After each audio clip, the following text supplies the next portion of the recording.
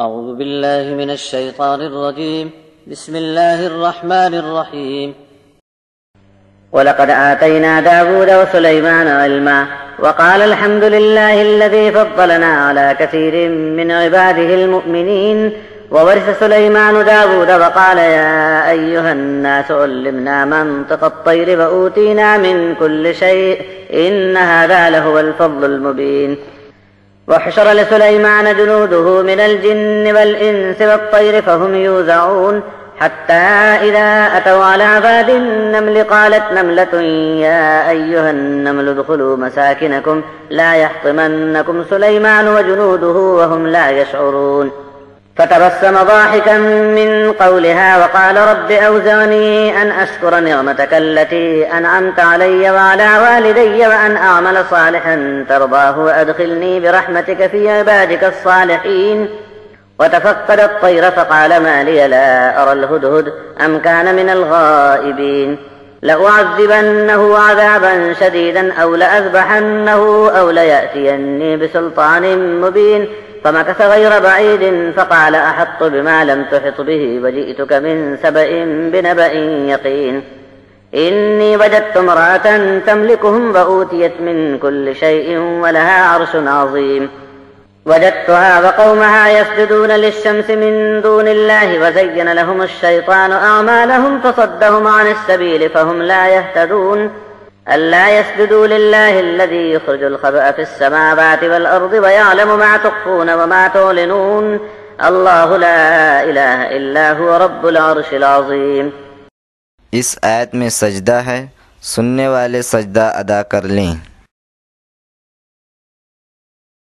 قال سننظر أصدقت أم كنت من الكاذبين. اذهب بكتابي هذا فألقه إليهم ثم تول عنهم فانظر ماذا يرجعون. قالت يا أيها الملأ إني ألقي إلي كتاب كريم إنه من سليمان وإنه بسم الله الرحمن الرحيم. ألا تعلوا علي وأتوني مسلمين.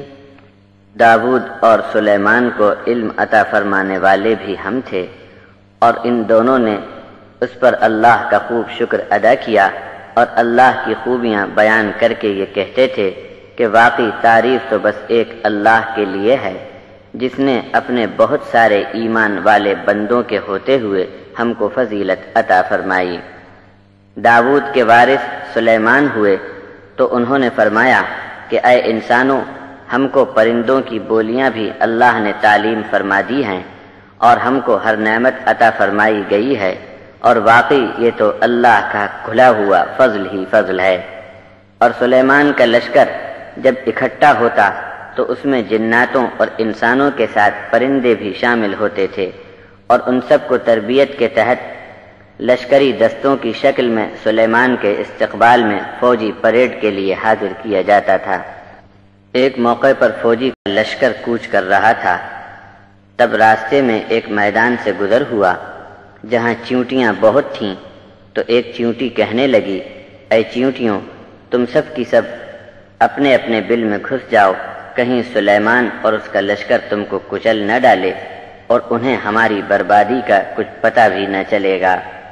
سلیمان اس کے قول کو سن کر مسکرا پڑے اور دعا کرنے لگے کہ اے میرے رب، مجھے توفیق عطا فرما کہ میں تیرے ایسے ایسے انعامات پر تیرا شکر ادا کرتا ہی رہوں جو مجھ کو اور میرے ماں باپ کو تو نے عطا فرمائے، اور نیک پر نیک عمل برابر کیے جاؤں کہ تو مجھ سے راضی ہو جائے۔ بس اب تو مجھے اپنی رحمت کے سہارے اپنے صالح بندوں میں ہمیشہ کے لیے داخل فرما لے۔ سلیمان نے پرندوں کی پریڈ کا معائنہ کیا تو کہنے لگے کہ کیا بات ہوئی کہ اس فوجی مظاہرے میں ہدہد کہیں نظر نہیں آیا؟ کیا کہیں وہ غائب ہو گیا ہے؟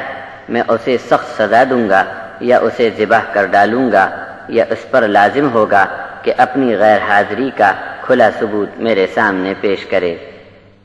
تھوڑی ہی دیر ہوئی کہ ہدہد پرندہ آ کر حاضر ہوا اور کہنے لگا کہ میں ایک ایسی خبر لایا ہوں کہ اے سلیمان، آپ کو بھی اس کی اطلاع نہیں۔ میں تو ملک سبا سے آنکھوں دیکھی یقینی خبر لے کر آیا ہوں۔ میں نے وہاں ایک عورت کو پایا کہ ملک سبا پر بادشاہت کرتی ہے، اور ہر طرح کا ساز و سامان اس کے پاس موجود ہے، اور اس کا درباری تخت تو واقعی بہت بڑا ہے۔ میں نے اس کو اور اس کی قوم کو اس حال میں پایا کہ اللہ کو چھوڑ کر سورج کو سجدہ کرتے ہیں۔ شیطان نے ان کے کالے کرتوت کو ان کی نگاہ میں بھلا کر دکھایا ہے۔ اب اصل راستے سے ایسے کچھ ہٹ گئے ہیں کہ ان کو صحیح راستہ مل نہیں سکتا۔ کیا یہ لوگ اس اللہ کو سجدہ نہیں کرتے جو آسمانوں اور زمین کی چھپی چیزوں کو باہر نکال کر دکھاتا رہتا ہے اور تمہاری مخفی اور ظاہر ضرورت کو خوب اچھی طرح جانتا ہے؟ سجدہ تو صرف اسی اکیلے اللہ کے لیے ہونا چاہیے جس کے سوا کوئی معبود ہو ہی نہیں سکتا، اور عرش عظیم کا سچا مالک بھی صرف وہی اکیلا ہے۔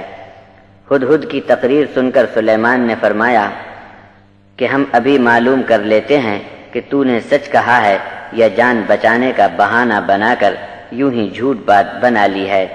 اچھا، یہ میرا خط لے کر جا اور ان کی طرف اس خط کو ڈال کر ذرا ہٹ کر دیکھتے رہنا کہ یہ لوگ کس نتیجے پر پہنچتے ہیں۔ ملکہ سبا نے اپنا دربار طلب کیا اور کہا کہ اے سلطنت کے افسروں، میری طرف ایک عزت والا شاہی فرمان بھیجا گیا ہے۔ یہ شاہی خط سلیمان کی طرف سے آیا ہے جس کا مرکزی مضمون بسم اللہ الرحمن الرحیم ہے، یعنی ہمارے سب کام اس اللہ کے نام سے شروع ہوتے ہیں جو بڑا مہربان رحیم ہے۔ میرے مقابلے کی بات بھی نہ سوچنا، بلکہ میرے پاس تابع فرمان ہو کر چلے آؤ۔